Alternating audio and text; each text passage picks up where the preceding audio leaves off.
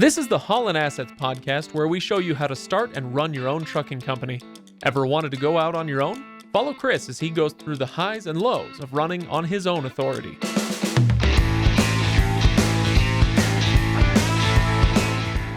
Hello, everybody, and welcome to the Haulin Assets podcast. This is episode number 86. Today, we're talking about August 2021 financials.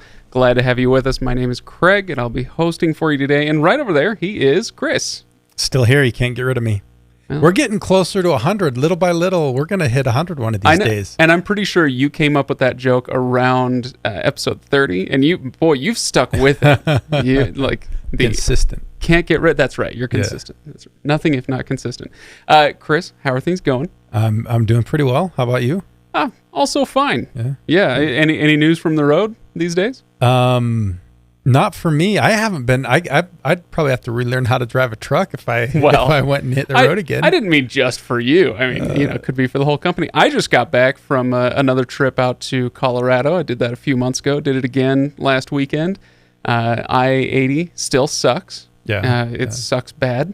It's not a fun place. No, it's there's a reason it looks like a crack going right through the middle of America. Let's put it that way. Yeah, Nate had to take a load up to Boise, and it ended up staying 24 hours. What was supposed to be a quick overnighter ended up being, more than 24 hours, because he ended up being there 2 nights. But it ended up kind of being a good thing, because there was some work that needed to get done on the truck, and he was just able to get that all taken care of while he was up there. That was just a couple weeks ago. But I actually just spent last week in Omaha, right off of I-80, and so yeah, that east end of Nebraska. Yeah, very nice. Well, as we get started on this topic, I do want to tell everybody, yes, we're going to be talking about August 2021 financials, but we're also going to be talking about the state of the economy, the freight market, because things are looking good right now, and we're going to have some things to say about that, probably toward the end of the episode, especially, I would imagine. Though I don't know, maybe as we're going as well. So we will get to all these things. But before we get to those topics, I do want to remind everybody to go to HaulinAssetsLLC.com, where they can check out full show notes. You can get the numbers that we're going to talk about today. If you're new to the show, you've never seen it, you can go to Haulin Assets LLC, click on this episode, and everything that we talk about, the P&L, it's all laid out for you in black and white, so you can see the numbers that the company is going through every month, filling out that P&L. So yeah, I encourage you to do that. Let's see, Chris, am I forgetting anything before we get started? I think that's pretty much it. I'm excited to talk a little bit about the economy. I got a little bit of insight in a conference I went to this last week. That's what I was doing in Omaha. Okay. Part of my trip to Omaha anyway. And it was good stuff. Very nice. Very nice. Well, good. Shall we get started on August numbers then? Before we get there, I've got something for you. Oh, okay.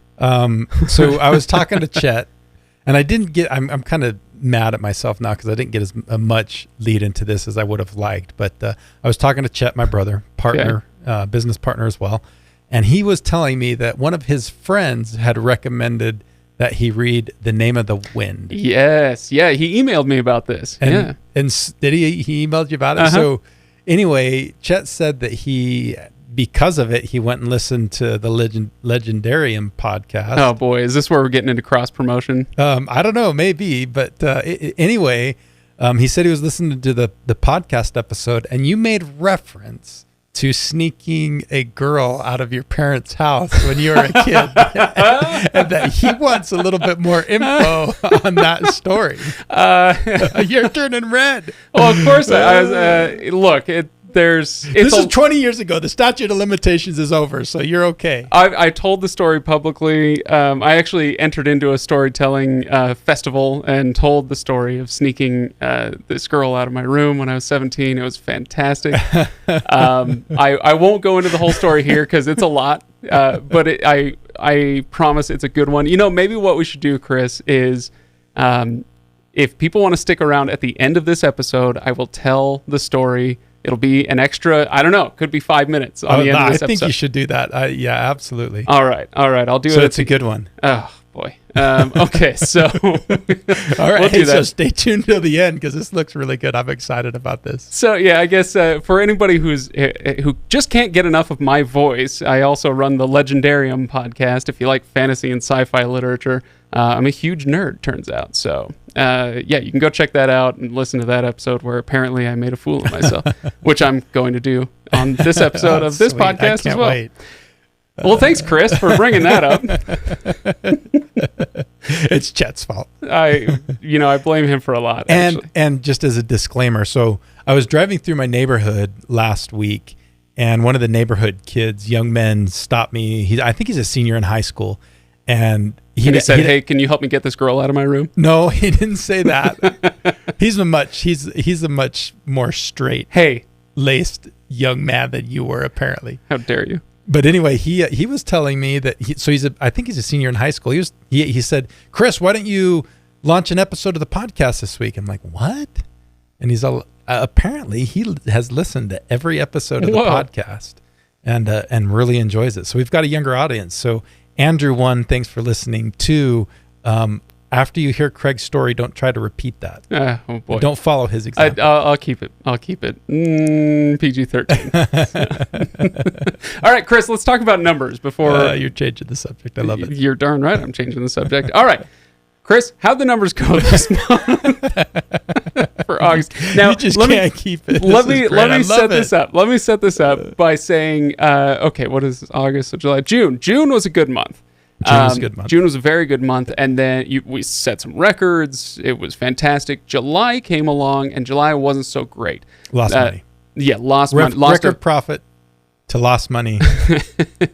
The ups and downs. The ups and downs. It's a roller coaster. But you said during that episode that this month would look great because you were anticipating that finally all 4 trucks would be on the road. No vacations, no giant repairs that had to be on the books for this month. And so I'm excited to hear if the numbers were as good as you anticipated. I think they were. All right. So let's, okay, miles run on 4 trucks. Did they run all month, all 4 of them? They did, yeah. Wow. 46,210 miles. So all everybody, I think our lowest truck was a little over 10,000 and our highest truck was a little over 12. Yeah, it sounds like average just over 11 for all 4 trucs. Fantastic. Yep, it was a really good month. Total miles ran. What about the Deadhead? We shoot for 5% or less usually. 5% is great. Okay, 5 to 10. We definitely want to be under 10. And this was 3,260, which is 7.1%. Which it's okay, not bad. All right. Okay. So 7.1%. That's pretty good. And the revenue. What do we want to get right into the revenue? Sure. How did it go this month? It was good. Another record. 116,991. That's some revenue right there. Yeah, that's some pretty good revenue on 4 trucks. Okay, and that's all 4 trucks all month with a rate per mile. Now the last month, or I should say the last 6 months, the rate per mile has been looking really good. Is that holding this month? It is. Yeah, it was a little bit better than last month. I think if I remember right, last month was $2.46 a mile. This month was $2.53 a mile. Okay. And with that being said, and we're going to talk a little bit more about this when we get into when we talk the economics of the freight market. I think they're even getting better. I think they're even pushing up. We've seen in the last several weeks, it looks like that fourth quarter push might already be starting a little bit. I wonder if that has anything to do with the knock-on effects of inflation in some sectors pushing up rates here as well. I don't know. I don't know enough about macroeconomics to say, but hey, ride it while it lasts, right? Absolutely. Yeah. Yep. So, okay, cool. So rate per mile of $253. The revenue is almost $117,000. Man, that's amazing how much that multiplies once you get multiple trucks on the field. Yep. Okay, so I'm going to go ahead and assume that we made a profit this month rather than realizing some sort of loss, right? Back in breaking records again. Okay. So even better than it was in June when we had our last record. The total profit was $43,017.42. Oh, okay. So that's good. That's over $10,000 per truck. I think there was one month last year when we just had one truck going that we did $10,000 for one truck. And that's going to be highly dependent on the month of the year, the rates, and all that. A the lot cargo of different you're things. getting. And to have that happen with all 4 trucks in the month of August, which is traditionally not one of the best months of the year, is really good. Okay. Wow. Okay. Yeah. So $43,000 in profit, and I assume a lot of this will go into savings. And It will all will essentially. I mean, our plan is not to take any money out of the business for at least another year. Wow. Okay. Well, then a few more months like this, and you guys will be in great shape. Even if things turn a little bit sour come wintertime, February, January, February, whatever, as things slow down. Months like this, they really help. It'll help you build a really good cushion. Absolutely. Cool. So, what sort of things do you want to acknowledge as contributing to this success? Obviously, having all 4 trucks out is a big deal. Anything else? Really good rates still. The rate market, the spot market especially, is doing really, really well. So that obviously contributes to it. And really, we had really low maintenance and repairs in the month of August. We've already seen in September, we're a good chunk of the way through September at this point, a little bit more spend in repairs and maintenance.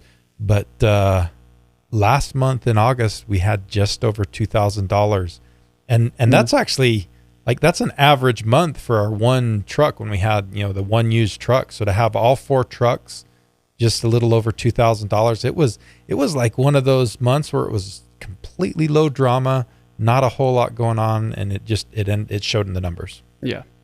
Well, good. So tell me, Chris, because you told me before we started that you wanted to get into some stuff about the economy and how that's affecting things. Do you want to kind of go on your riff about that? Yeah, let's dive right into it. So like I mentioned, I was in a conference last week, and it talked a lot about the trucking industry, and there were some pretty good statistics shared about kind of what's going to be going on and what expectations are for the next year or so. And it was really good. A couple things that I thought were really, really cool is there's over 500,000 small carriers in the United States. So that's classified as like 1 to 5 trucks. Wait, 500,000 of them? 500,000 of them. My word. So 1 to 5 trucks. And the other thing that's kind of interesting is that makes up just under 1 million of the total trucks on the road, which is about 20% of the trucks on the road. Okay. So the majority of trucks out there are going to be part of a larger fleet, especially the long distance ones, I assume. So some of the local ones would be, just local companies or whatever, right? Yeah, and I don't know that local really plays a whole big chunk into that. It's just, you've got roughly 20% of the trucks on the road are, made up of these 1 to 5 truck segments, and then the other 80% are segments larger than that. But it's really, I think if I remember right, it was about the second biggest segment as far as number of trucks goes. And the biggest segment was a huge, a wide range of fleet sizes. The biggest segment, which I think was about 26%, was anywhere from 101 trucks up to 2,000 trucks. Right. Well, let me ask you a question, Chris, and I'm going to go a little bit of a roundabout way to get there. When I was in college, I was deciding on my major, started into it. I was doing linguistics, and somebody asked me, what are you going to do with that? You should go into law school. That's what a lot of people who do linguistics end up doing. They go to law school. You're a smart guy. You should go to law school. And I thought about it, and I talked to my cousin, who was a lawyer, and he said, absolutely not. Under no circumstances are you to go to law school. I said, well, thanks for the vote of confidence. Why not? And he says, well, because we're churning out about 40 or 50% more lawyers than there are positions in the country for them to fill. The market is just completely saturated. A bad thing, yeah. So he says, if you had been born 10 or 15 years earlier, fine, go to law school, but not now. So I thought that was interesting, and I didn't go to law school, and now I make podcasts for a living. Okay, great. I could have been rich, Chris. Not most lawyers I know aren't. They do well, but they're not rich. So my question is, so 500,000 small carriers, 1 million trucks out on the road, and that's only 20% of the market. How does that how does that jive with historic numbers? Is the market undersaturated, oversaturated? Is this a good time for somebody to say, yeah, I'm throwing my lot in? Yeah, there's more demand than there is supply of trucks. So now's as good a time as any. It's amazing. Yeah, it's really crazy good. And you're seeing that in the numbers. You're seeing, you look at what rates per mile I was getting in the first 6 months to a year when I was still driving versus what we're getting now. It's a night and day difference. There's back then 2.5 years ago when we started, there were a lot more excess trucks than there is now, and so this is good for trucking companies. Yeah, absolutely. And do you feel like this is the good news is going to hold? In fact, you said that fourth quarter is going to look even better than things do now. Do you feel like it's going to hold kind of longer term than that? I think it's going to, yeah. The sentiment is that it's going to last for at least through next year and maybe even the year coming up. And part of the problem is not just that the number of trucks that are actually on the road, it's the number of drivers. The driver shortage has been an issue that people have been talking about for years and years and years.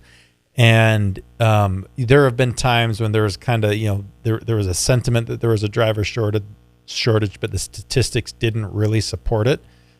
Well, the statistics right now are supporting it. Like, there is nobody that's like saying there's not a driver shortage. It's a real thing, and it's projected to just get worse because you've got this population of truck drivers that are aging. I think the average age of of a truck driver is in the 50s. Whoa, okay. And so that means a lot of them are retiring, and there's just not a whole lot of the younger generation that are filling those spots. And so between changes in drug and alcohol policies, people not liking ELDs and getting out of the industry, and and it just not being the easiest life in the world, a lot of people are getting out. Yeah. Okay. Well, sounds awesome when you sell it that way. Well, so what that means is for guys that are staying in, that are especially if you're an owner operator, a small fleet, it's good for you because all of a sudden there is a small, a smaller supply of trucks, a huge demand for freight. That demand's not going away, and so that means, you're having a much easier time finding stuff. You're getting paid really well for it, and so you stay in the industry. There's a lot of low hanging fruit, and you can make some pretty good money at it. So I was joking before about you painting a negative picture, but I am curious, what are some of the challenges that somebody would face? So as you're saying, there's a shortage of drivers, there's even a shortage of trucks out there to a certain extent, and like now's a great time, but it can't be all sunshine and roses. What does somebody need to look out for? It's not. So one of the biggest challenges is because there are, so many people trying to, you've got more people trying to enter the industry. There was a couple years ago when they stopped kind of producing new trucks at a really good volume. That's reversed course, and it's, the number of new truck orders is going through the roof right now. But there's a bigger demand for trucks than there is a supply for trucks. So we're finding a lot of guys are having a hard time finding trucks, especially if you want to buy a new truck or a newer truck. Trailers are even worse. So finding a truck and a trailer is going to be your hard thing. Yeah. That's going to probably be your biggest challenge, is finding those two things. And then insurance, it can also be a little bit of a challenge, and that depends a lot on, if you're an owner operator in your drive, it's going to depend on your driving record. It's going to depend on the driving record of the drivers that you bring on. So it may not be as bad, and it is expensive, but the way rates are right now, even you can even make money with bad insurance rates. Yeah. And that's one of those things, as long as you aren't getting in accidents, will go down over time. Yeah. Well, good. Any other thoughts on this subject, or is this just going to be wrapped up with another please go get started if you are thinking about it? I'm the kind of person that I'd never full on encourage somebody, try to pressure somebody to go into business for themselves. It's a very, very personal decision. And even when times are good like they are right now, there's still going to be challenges. It's still not going to be easy. It's never easy. Right. And so if you're kind of looking for the easy, chill, relaxed life, even when things are good, owning a business is not for you. I was going to say make podcasts for a living. So. Yeah, that may be better. It may be a better option. No, yeah, that makes a lot of sense. And that's okay. This is one of the things I appreciate about you, Chris. If you don't mind me, blowing a little smoke your direction. I'll always take it. Which is just the honesty here. Yeah, it's something I've appreciated over 86 episodes now. Or you're here to help people if they decide to do that, and to encourage them to a certain extent. But you don't want to. I don't want to make the decision for anybody, and I don't want to. I don't want to push them that way, because last thing I want is somebody coming back to me and saying, "Hey, you pushed me to do this. I wasn't going to do it otherwise, and it didn't turn out well for me." It's not for everybody, and there is a certain element of luck in everything that we do, and so you have a really bad streak of bad luck, and it could turn what would be a good opportunity into a bad one. And so I don't want people feeling like I'm pushing them into this. I want them to have an open book of exactly what it entails and let them make the decision. Makes a lot of sense. All right. Well, Chris, shall we move on to our impact tip? Let's do it. What do you got for me today? I feel like I should be standing on a desk when I say this one. Okay. You're welcome to, should you so choose. Seize the day. Oh man! By desk you mean like a milk crate or something? What was it in Dead Poet Society? The teacher Carpe Diem. Yeah, seize the day. I was thinking, for some reason, I was thinking of Newsies instead of Dead Poet Society. Well, I mean, if you I hate Dead Poet Society. I hate that movie. It's been a long time since I've seen it. It's awful. Yeah. So okay, anyway, seize the day, Chris. The freight market's really good. And there's a lot of different ways you can kind of take advantage of it. One of the best ones, obviously, that I'm kind of biased towards is owning your own trucking company, being an owner operator, or leasing on, or any of those kind of things. But even as a driver, there's things that you can do to kind of take advantage of the good freight market. The point really is that one other point that I want to make is that just because the conditions are really good like they are right now, it doesn't mean you cannot be undisciplined. You've got to be disciplined.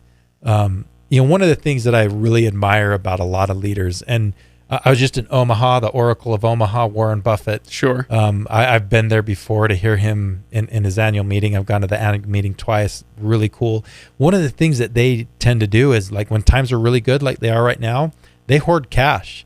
And they just start stocking away cash. And then when the economy takes a crap, they can go in and they can buy a bunch of stuff. You really paint quite a picture, don't you, Chris? I'm really classy. I'm classy in the way that I describe things.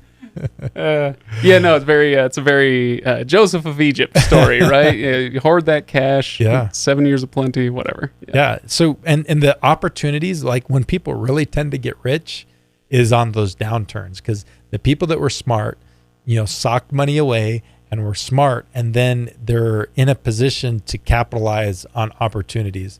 And so whether that's a trucking company that goes belly up and you get equipment for pennies on the dollar, and you get lanes for pennies on the dollar, or a myriad of other things, that's when you do that. And like I was saying with Warren Buffett, they hoarded money until the last downturn, the Great Recession happened, and then they went out and invested in everything. Yeah, Goldman Sachs and Wells Fargo, and they were giving money to all these big names that were in financial distress, not to the point where they're going to go out of business, but they needed some money to kind of be able to continue operations. And so, Berkshire Hathaway got some really favorable terms, and the same thing can happen for you. So my recommendation is when you seize the day, it's you save that money, you set it aside, try to maintain a reasonable lifestyle. Don't go crazy spending everything that you've got. And, if you do that, the time will come that you'll be in a position where you'll really be able to capitalize on a big opportunity. Yeah, I mean, speaking of the Berkshire Hathaway story, it reminds me a little bit of some of the earlier conversations that we had about, an up market is a great time to start a trucking company, but in some ways, it can be advantageous if you start in a down market. It presents its own challenges, of course, but it's the whole buy low kind of thing. And so if somebody's out driving right now, and they're thinking about starting their own owner-operator business, and they're using the good times to stock up and save and get ready, and and then when the economy takes a crap, as you might say, as I so colorfully put, that may be, again, a caveat, it may be a good time for them to jump in. We've talked a little bit about that before. Like when my dad and I bought Motor Carrier HQ, it was in 2010. It was in, a downturn of the economy. And at that point, there's nowhere to go but up. You get something for a good deal, and there's nowhere to go but up. And I think in a lot of situations, that's really a good time to get in. And I think this is too. But I would, each situation presents its own challenges, because I've seen a lot of guys that jump into a business in this kind of an environment, and you jump into it, and all you've known is the good times, and a lot of the times people don't prepare for the hard times if they've never been through it. Right. Well, very good. I feel like that's a good impact tip, Chris. Thank you for bringing that. Are we feeling good about this episode today? I think we're ready to wrap it up. All right. So just a reminder to everybody, please go to HaulinAssetsLLC.com, where you can check out the full show notes and links to the numbers and all the stuff. You can also go to Facebook, and in either of those locations, ask us questions for us to address. A lot of the questions that we get, we end up kind of answering off the air, but you submit us a really good one, and we might use it here. And as a reminder, don't stop just yet, because Craig's going to tell his story. Don't worry, I hadn't forgotten. Stick around, I'll tell you a story, but it has literally nothing to do with trucking. So we'll wrap this up for today. Thanks for coming in, everybody, and listening, and don't forget to leave those reviews, and we will see you next time. See you later.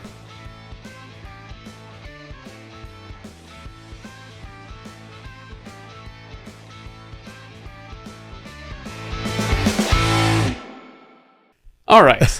So, I'm closing up the iPad, Chris. I'll tell you a story. My friends, they refer to this story as the trundle bed story. Okay? So, 17 years old, I've snuck a girl over to my house. She snuck herself over. I snuck her in. And we're doing what 17-year-olds do, making out in the basement. And it's a delightful, wonderful time.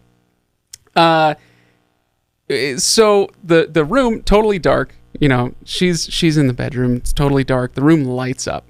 Did somebody just turn on the lights? We both freak out, and it was her cell phone. So this is back in 2002, 2003, something like that. So one of the old brick cell phones, and the screen kind of lights up the whole room, and we freak out, and it was her mom. Oh boy. So don't answer it, I said. Whatever you do, don't answer it. And so the phone stops ringing, and I was like, she's going to be looking for you. And so she's going to call this house.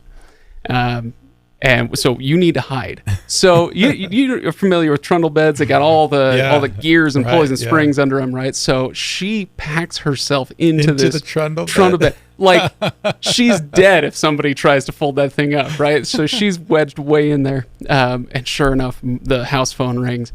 And I picked it up, and I'm acting all tired. Hello. And we'll got your groggy voice going. Yeah. Hello. We'll call this girl Agnes for now. That's the fake name that I settled on a few years ago. So Agnes. So I answer. Hello, Craig. This is Agnes's mom. Is she there right now? This is like 3:00 in the morning, right? No. Why? What? No, of course not. Craig, you wouldn't lie to me, would you? No. Never do that. Well, if you hear from her, you let me know. Will do. Absolutely. Okay. So I hang up the phone, and I go over to, she's like, she's getting herself wedged into the bed at this very moment. I'm like, good, keep going. My mom is going to come down the stairs any second. I promise. This is the day, all kids think that they're smarter than their parents, right? This is just a universal truth. You always think you're smarter than your parents. You almost always turn out to be wrong. But on this day, I found out that I was smarter than my mother. So my mom comes down the stairs. Who was that? It was Agnes's mom. She's looking for her. And, well, is she here? I said, no, of course not. She's not here. So my mom decides to use the pretense of asking me if I cleaned my room to come look through the room and, she's looking through my closet. Did you clean it? Did you make your bed? She goes over to my bed. Keep in mind, is the trundle bed in your room or is it somewhere else? It was. I had 2 beds. The trundle bed was like I had a cousin staying there that summer. It was a while before that, so there was an extra bed in the room. Anyway, so my mom is like kind of wandering around the room checking for things. There's like pink sneakers. There's a bra in the corner. I don't know how she missed it, but she missed these little things. I should be big pink flashing things all over the room. But she missed it. She goes over to the trundle bed. Did you make the bed this morning? I don't even sleep on this thing, but she pulls up the bed skirt from the trundle bed and looks under it, and my heart stops. I'm like, this is it. I'm done. Well, Agnes had wedged herself far enough in there that my mom didn't see her. She only saw a little ways in. So, okay, all right. So she leaves, and I hear her walk out. I'm in the basement. Mom's upstairs, right? I hear her walk out of the bedroom, but I don't hear her walk up the stairs. So I go over to the trundle bed, and Agnes is freaking out. She's like, I'm going to throw up. And I go, don't throw up. Just wait. You can throw up in a little while. Just wait. And she says, can I come out? No, because Mom hasn't gone up the stairs yet. I didn't hear the stairs creak. So eventually I go, and this is the moment, Chris, this is the moment I realized I was smarter than my mother. Because I went out and I knew if I go out of my bedroom and look left toward the stairs, guilty, done, right? So I went out of my bedroom, turned right, went to the bathroom, and then came out of the bathroom facing the stairs so that I could confirm, yep, there she is, sitting the 3 stairs up. Mom, what are you doing? Oh, nothing. Right. So she walks back up the stairs, and we're just about scot-free, and comes, whoops, I'll bleep that out. Agnes comes out from the trundle bed, and I sneak her to another window that opens silently, and I said, I want you to count to 30 and then run. And I went up the stairs, distracted my mom, but I was getting a drink of water, right? And so I distracted my mom so she wasn't looking out the back window, and I see this pink and white streak go through the backyard and off to freedom, and that was it. So that's a good story. That's a really good one. Yeah, I like it. The way I told it at this storytelling festival was fantastic. I interwove that with stories of basically me training myself through my young teen years to be able to pull off something like that. Anyway. That's a lot of fun. Anyway, there you go. There's the trundle bed story, and now it's public for all sorts of That's pretty good. truckers. Chet will not be disappointed. I hope not. If you stuck around, I hope it was entertaining. I don't know if I'm still smarter than my mom, but I was on that day. So one question for you. All right. How old were you when Mom found out about the real story? Oh, I've never told her. So, I don't know. You don't think she listens to the podcast? I'm going to go out on a limb and guess she doesn't listen to this one, so that's fine. I mean, if she ever finds out, that's fine. It's not like I'm avoiding it. I'm just not inviting it. Yeah, I started a field on fire when I was a kid. Oh, me too. 10 years old. Yeah. Fire department and everything. And my friend and I were able to get away with it. We tried to roast hot dogs in a grass field. And that just didn't work very well. You don't say. Yeah. I mean, I bet they got roasted. They did. Yeah, a little too much. But anyway, to make a long story short, I think the fireman, like, the chief that came and like interviewed everybody, like I think he knew that it was us that did it, but he didn't like press it too hard. Talking to my parents, my parents are pretty, you did this, didn't you? And I'm like, oh no, we did. I had no idea. I did. So I was about 20 before I like fessed up to that one. I figured the statute of limitations had passed by that time. So basically what you're telling me is that we were both raucous and incautious young men. Aren't all young men that way? That's kind of a thing. Yeah. It's kind of a thing. All right, Chris.